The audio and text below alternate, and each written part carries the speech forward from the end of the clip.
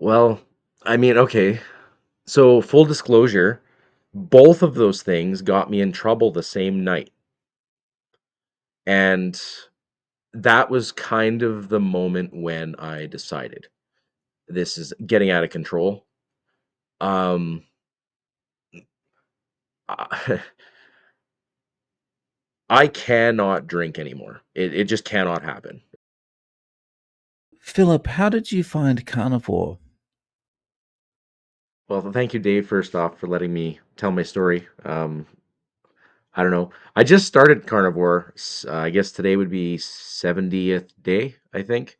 I asked Siri this morning. She said 69 days ago.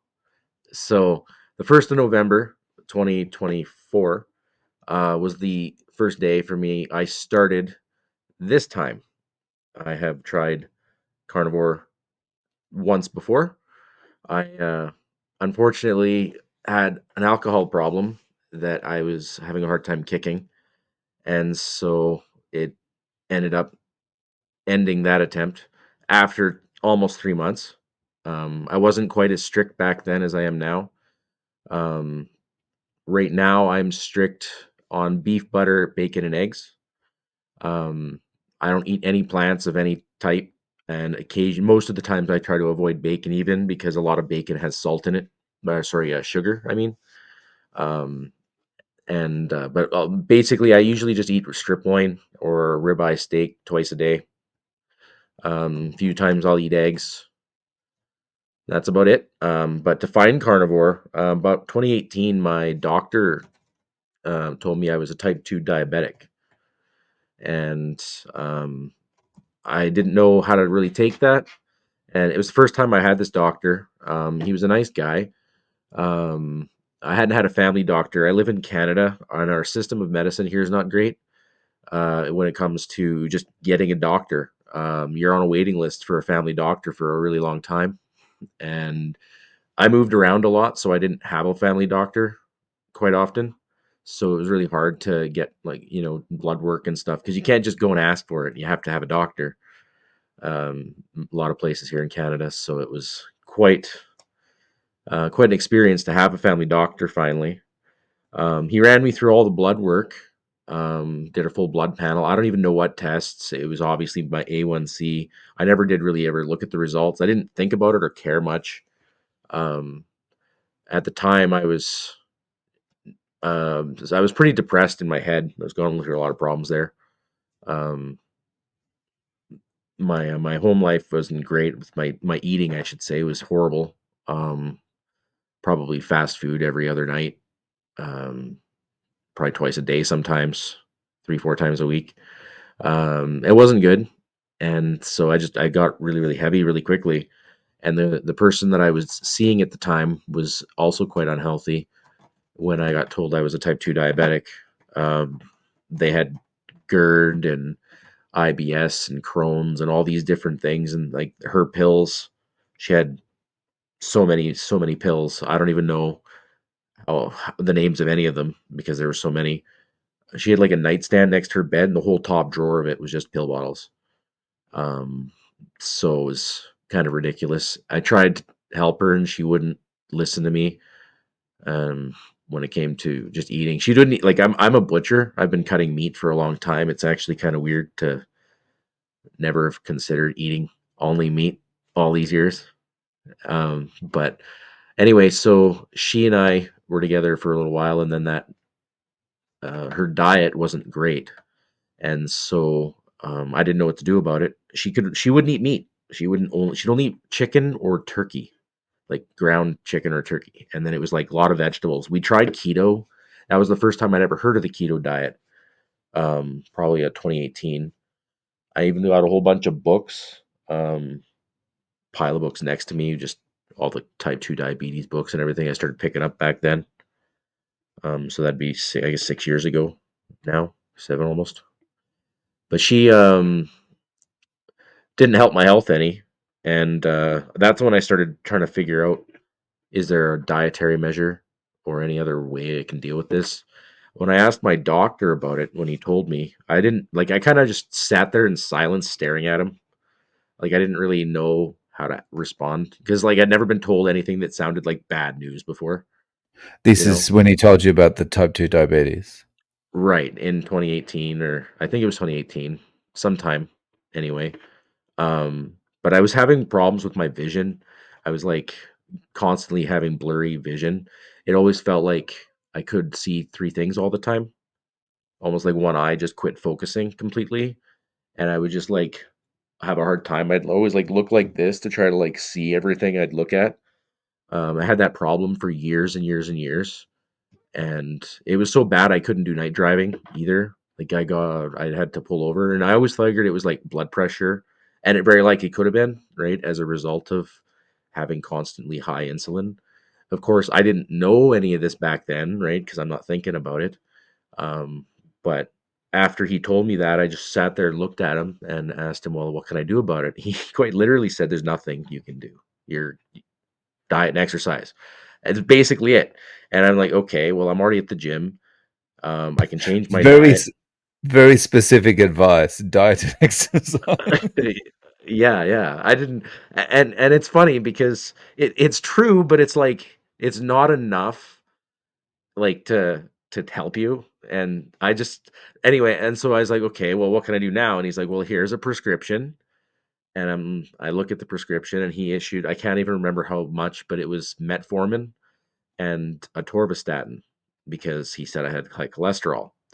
Now, I've always eaten a lot of meat. I've always, always, always eaten meat. Like I would go to Wendy's and I'd get the Baconator, right? Of course, I'd also get the fries and the drink and then the ice cream afterwards, right? But it was kind of just like whatever. So the cholesterol was never the issue. The issue is the high insulin, and I obviously I learned that, and it led me to where I am today. But at my heaviest, I was 350 pounds. Um, Probably in around that year, 2018. And then as of this morning, I'm 109 kilograms. So that's 230 ish pounds. I'm not exactly sure the formula. So just to clarify, November 1st, you were at 350 pounds, or you were a little Oh, bit no, no, no. lower than Sorry. that? When I was, yeah, yeah. When I was told I was a diabetic, 2018, I was Mhm. 350. I went keto in a period after that. Um, didn't stay keto very long, regressed back into bad eating habits, become a much heavier drinker, um, and then fast forward till about a year and a half or 2 years ago, probably around 2 years ago, was the first time I tried carnivore. I was house sitting for somebody I knew, and I was cooking in their kitchen, and I didn't want to make a mess. And the easiest thing I could do was use an air fryer and cook a steak, and it didn't make any mess. It was awesome. It was perfect. And so I pretty much did that the whole time I was there. And after 30 days of that, I was like, what the hell's going on?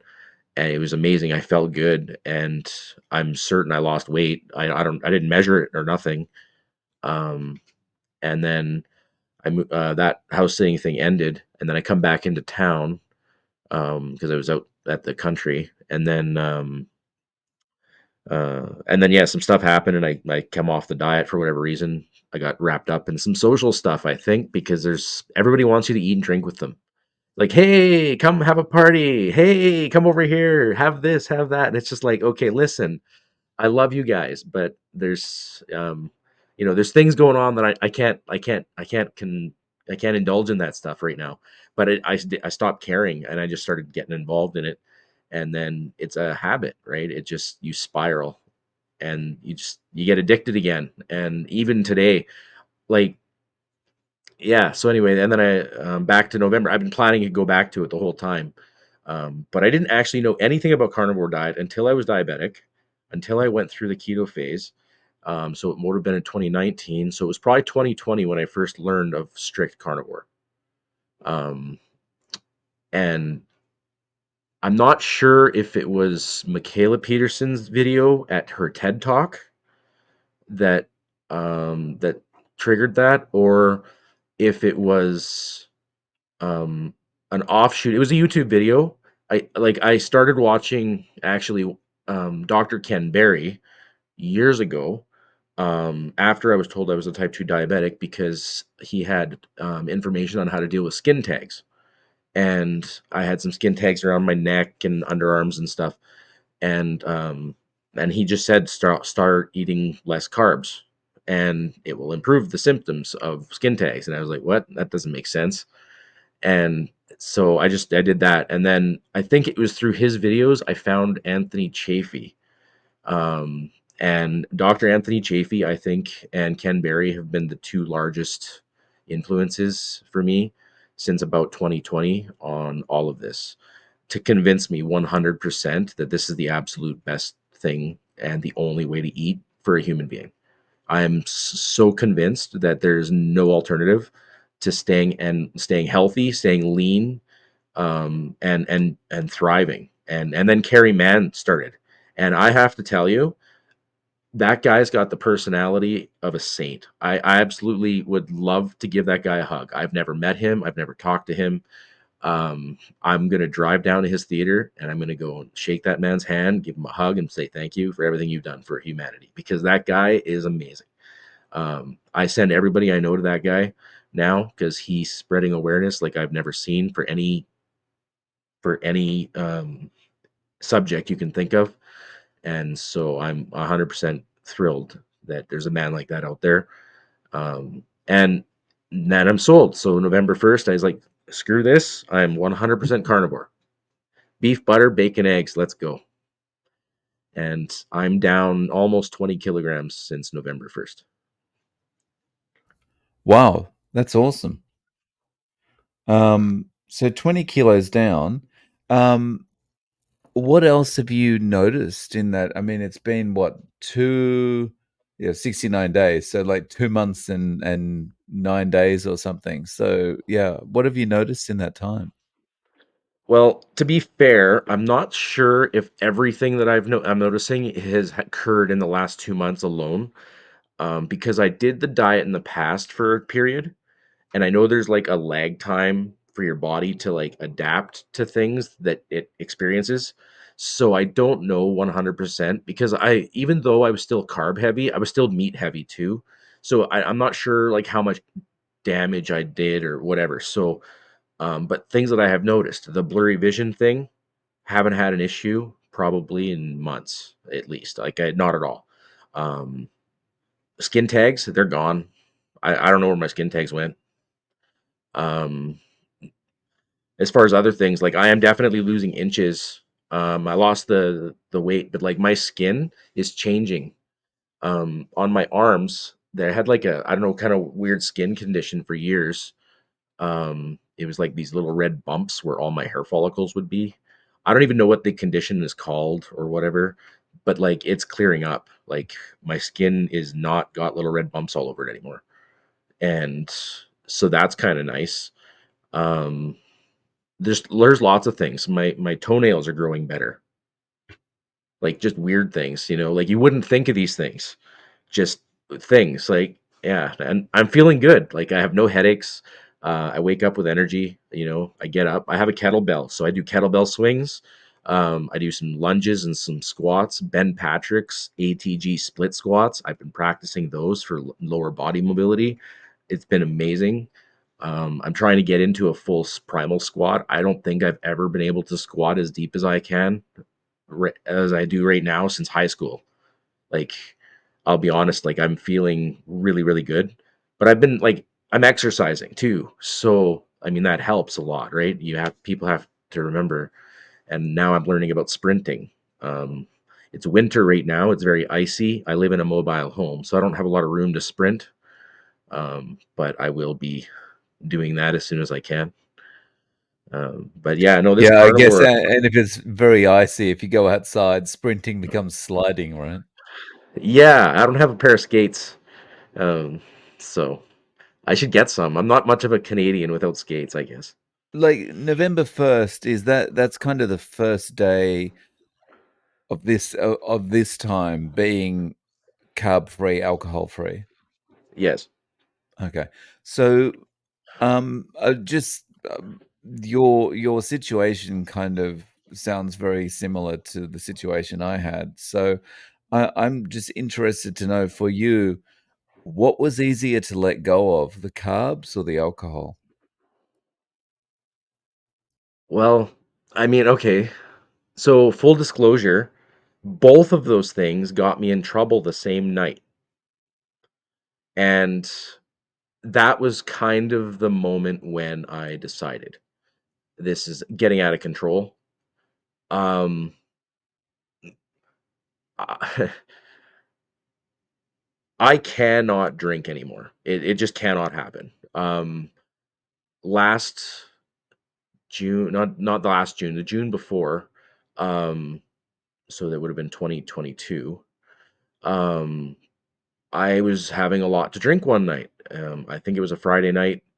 I come home and like I live by myself. I didn't even have a cat at the time. I was like, there's nobody here. Um, and I live in a very small town in the middle of nowhere, really, but on a major highway. And there's a place that I could go and get some ice cream really late at night.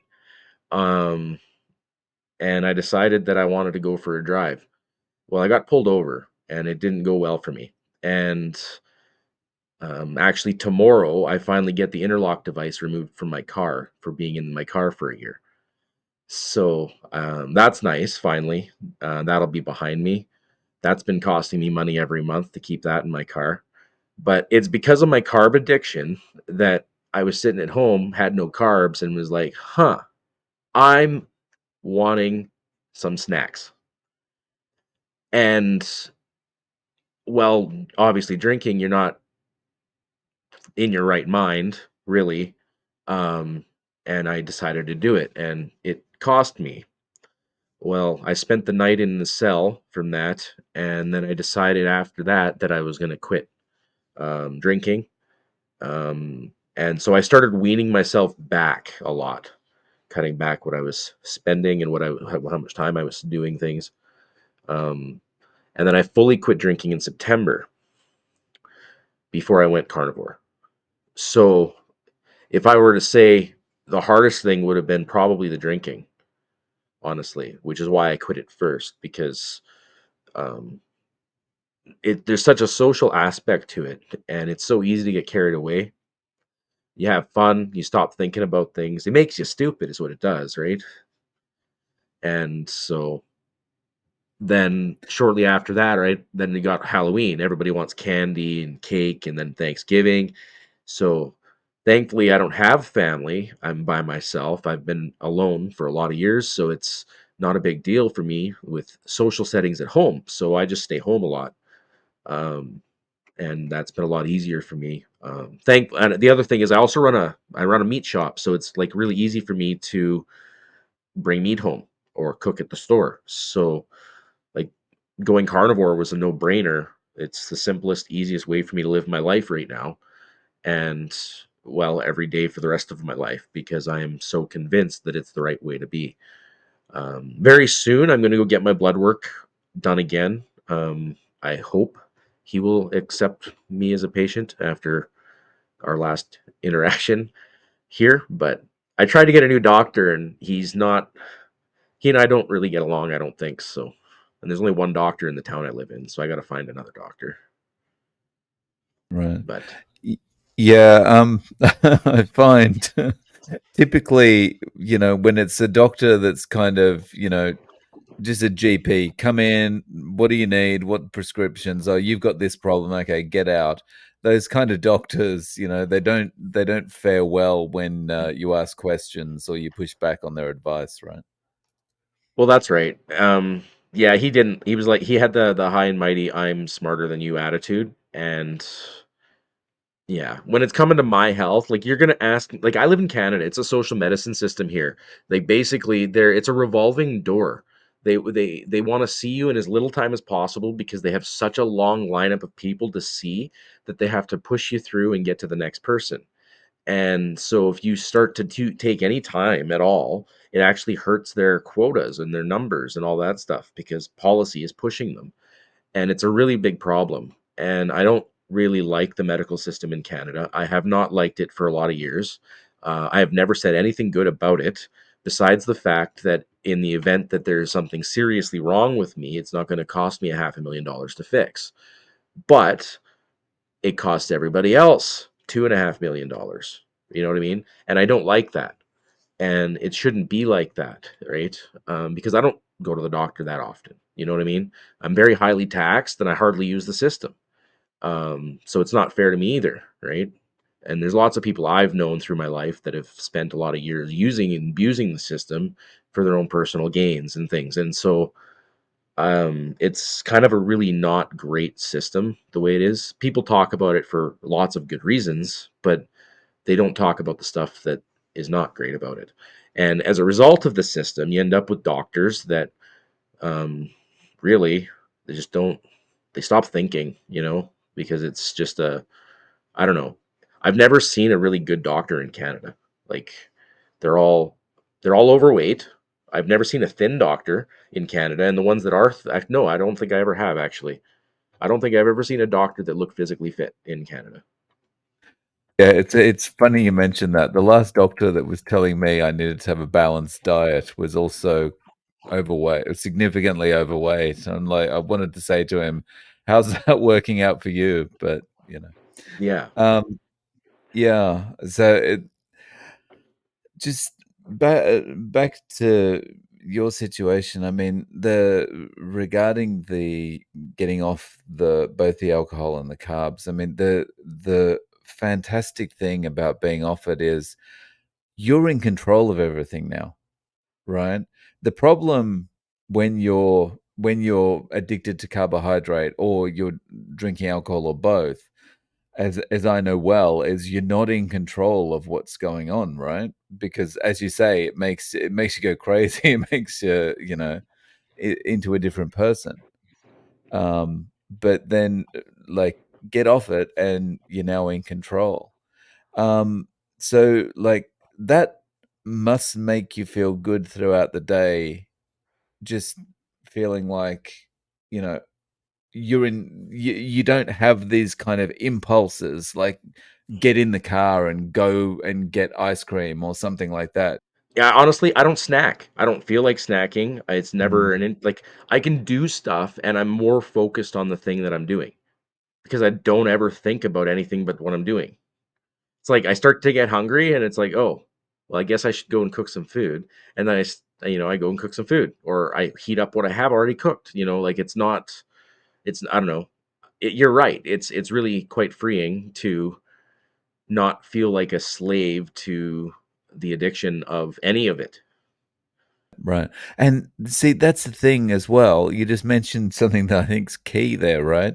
You feel a little bit hungry and you go, oh, maybe I should go and start cooking something soon or preparing something soon. Whereas before it would be, I'm feeling hungry. Go to the fridge now and just get whatever's in, get whatever's Yeah, closest and shove it in my mouth. yeah, that's right. Yeah. Right. It's funny. I didn't really grow up like I grew up in a pretty poor family, um, and so we didn't have a lot of food. My mom would always get food hampers from the food bank for Christmas, and firefighters would deliver like gifts to us for Christmas, things like that. And so it was really hard, and we didn't really have the choice of what we ate. You ate or you didn't. And so, but every night, it didn't matter what meal, it mom found a way to have meat on the table. But and it's weird because I was the only one that would eat the skin of the chicken, right? The fatty edges of the pork chops, the bone marrow out of the bones, or the spinal columns out of the pork chops. Like none of my family liked it. They all thought I was disgusting for doing it. But yet I got taller than all of them, and I was stronger than all of them, and leaner than all of them for all my younger years. And it was after I had my first girlfriend in high school, when her and I broke up, that I sort of regressed into my room, and I just vanished from society and become like this hermit. Nobody could talk to me. And I started online dating. And this was back in 1999, 2000, 2001, when MSN Messenger and ICQ and all that stuff still existed. And like um, that's when I started eating way more sugary goods, like milkshakes and getting stuff from Dairy Queen all the time. And I stopped caring about what I consumed so much. I stopped playing sports basically too. Like I just turned into this like horrible glutton of a person. And I never really got super big until I moved to the big city for the first time, where I found McDonald's. And then, because I didn't have a McDonald's where I was living before, then I found McDonald's and I ballooned. And you learn all the bad habits, how to eat bad, and you never think to how to fix it or stop it or anything. And after years of it, look in the mirror and you can't even recognize what you are compared to what you were when you were younger. And then you're like, how do you get back there? And then it just kind of becomes like a black hole of like negativity, and you just stop feeling good about yourself, and then the depression grows, and then you eat more, and then you start to feel better when you eat, but then you eat more to get yourself in trouble, almost like you I was trying to eat to kill myself for a period of time because I didn't like who I was and what I was doing, right? I don't think like that anymore. Like I have been focusing more on what I consume, and it's like my entire life, everything I see in the world is different. I love it. I feel grateful, thankful, and blessed. And I don't know what to say. It's That's awesome. So, from a mental health perspective, now you feel good. You feel very positive about the future. yes. Oh, yeah. So, day to day, what's your menu look like? Well, this morning, I guess so. I start my day um, usually between about 4:30 and 5:30 in the morning. Um, I get up and then I'll usually watch YouTube videos, catch up on some videos, see what's up, or read some books or something. On my phone, I got PDFs I can read on my phone. Um, then I don't normally eat though until about noon. So I usually do my workouts in the morning before I head to work because I open my store at about 9. I try to be there about 8 o'clock. Um, So I usually do my workout sometime between 6:30 and 7:30, and then I don't like do a ton. I pick a muscle group. I don't even have a schedule on it. I don't care. I just pick a muscle group and decide to work it until it's too tired to work, and then I go to work. So and I change it up. I'm probably the most imbalanced training methods ever, but I don't care because it's movement. It's stuff I wasn't doing before. I don't hurt when I do it, and I feel better through my day anyways. So and then my first meal at lunch. So it depends. Some days my lunch isn't until in the afternoon. Some days I won't even eat until supper. And then generally within 8 hours, I try to consume all my calories. So if I eat at noon, I won't have supper past 8 o'clock. So I try to get all my calories in between noon and 8 p.m. And then I don't eat the rest of the time. So I try to eat around 2,500 calories a day um, on average. I probably should have a little bit more, maybe, but because I've got a pretty active job, I lift some pretty heavy stuff at work all the time and whatever. But I don't know. I figure it works, and I'm losing weight. Not super fast, but my body composition is changing, and people are noticing. I feel good, and I just try to keep my calories in that window, and I try to work out fasted more than when I'm full. I try to eat and then sleep. So like I'm usually asleep. Like right now, I'd be laying down for bed probably normally. So Oh wow. Okay. Um, and so having it within that window, like you're waking up pretty early and you're having a pretty full day before you're having any food. That you just feel better going through your, the first part of your day totally fasted. yeah, I do right now anyway. It's if I eat, I used to get maybe it's just a habit, I don't know, but when I started the diet, I just the what which is what come naturally, I guess. I don't know. I eat until I'm satisfied and I salt to taste. Um I don't even eat cheese most of the time. Like okay, very rarely I'll touch cheese. And that's funny because when I was a baby, my mom lost track of me in the house somewhere, and I was about a year and a half old. And she couldn't find me. When she did, she found me in the closet with a big block of cheese, and I was gnawing on it. And well, that bunged me up pretty good. Apparently, she had to take me to the hospital from that. So, but I've been a Wow. cheese addict my whole life, and so to go to as Dr. Kiltz calls it, the baby diet, um, to go to the beef, butter, bacon, eggs diet, um, is a complete switch for me because, like, I what? No potato? No cheese? Like, where's my pan scramble here? Like, it's supposed to have all this stuff, and then you got to have the sour cream droplets, and then all the salsa and all the extra goodies, and then it's got to be like with your cheese sauce and all that stuff. Like, that has to be what you eat for breakfast, right? And honestly, I don't miss it. So I don't know. I wake up, I eat when I start to get hungry. Sometimes I get hungry at 10 o'clock. The nice thing is that because I run my store whenever and I don't have customers frequently, I'm in a very small town, so I just kind of cook my meal when I get hungry. So if I'm eating and a customer walks in, they say hi, and yeah, I don't know. I offer them some food sometimes. And yeah, so you've just got like an air fryer or something at work, or Well, at work, I actually have a grill because the building right? I run has a restaurant grill, so I'll cook it on there. Or I'll put it in the oven. I'll just broil them sometimes in the oven, um, 3 4 minutes. Leave it in there for half an hour. Take it out, and it's perfect. Yeah. So at this stage, it's carnivore all the way for you, Right now, I want to stay carnivore all the way, and I can't see myself changing in the future. Right now, um, I'm committed to this, and I want to improve the quality of my metabolic health. It's there. I've had so many problems with my health that I haven't paid attention to for so many years. Um, that now that I'm starting to see some changes in ways that I never thought I could change. Um, I thought my foot was broken last year. I was hobbling around really bad. I couldn't, a couple of months before that, I tripped on some train tracks and I thought I broke my foot. So I went and had x-rays done on my foot. The doctor come back to me and he says, "Yeah, your foot's not broken. It's inflammation. Take some Advil and sleep it off." And I was like, "What? I can barely put any weight on my foot. How is this just inflammation?"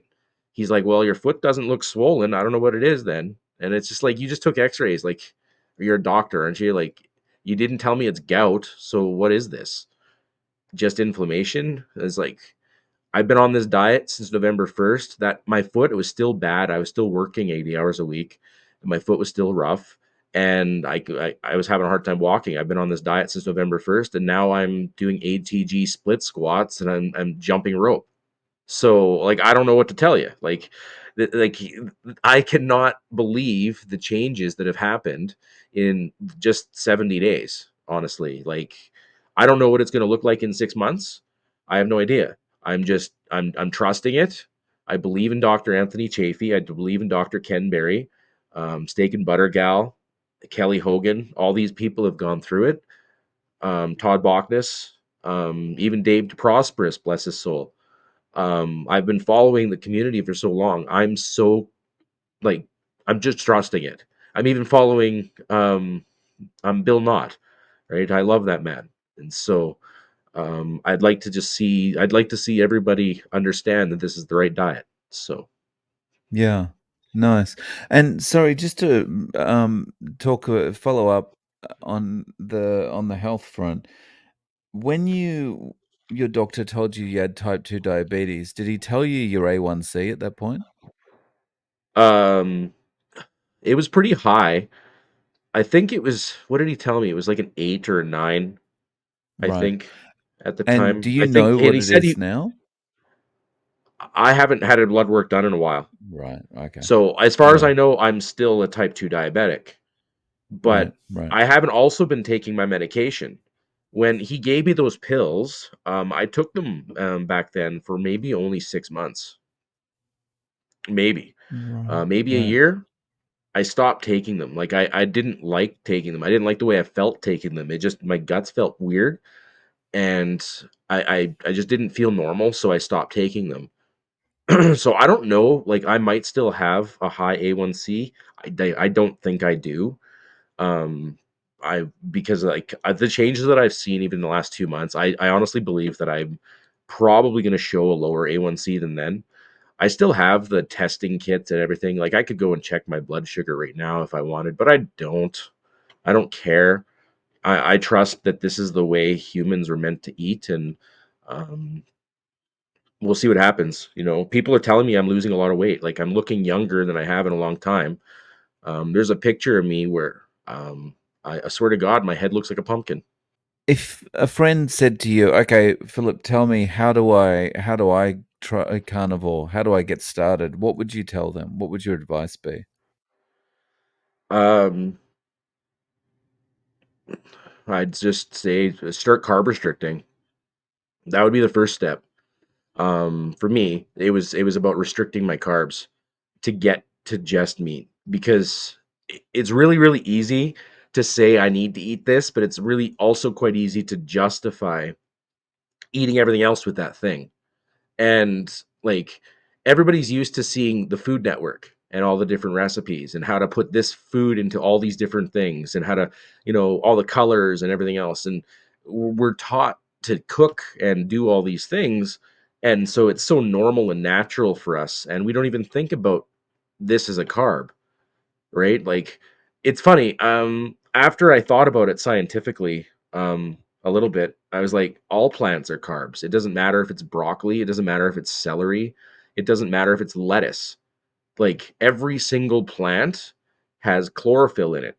Chlorophyll is carbon dioxide, water, and sunlight, right? It's quite literally it's a carbohydrate that feeds the plant so that it can grow. And so, how can we not think that all plants are carbohydrates? And so, I don't know, I convinced myself that carbohydrates are really bad for us. So, I just quit doing them. And that was the easiest way for me because then all that's left is meat. And then, well, off you go. Yeah, nice. So Philip, is there a way people can reach out to you? Do you have any social media or any way of getting in contact? Well, I do have a social media channel. I just have a one short and one video on there. I just started it. I don't know how often I'll ever do anything with it either. But I kind of was thinking of like doing a bit of a diary sort of with this because I'm only 2 months in. So I did one video here 2 or 3 weeks ago, and if I do another, in half a year, it'll show a big change or something. I don't know. At Carnivore Phil, I think. No, no worries. I'll link to your channel in the show notes. Um, Philip, thank you so much for coming on and sharing your story. I really appreciate your time. Yeah, thank Dave. This has been great. I hope that somebody gets something out of this.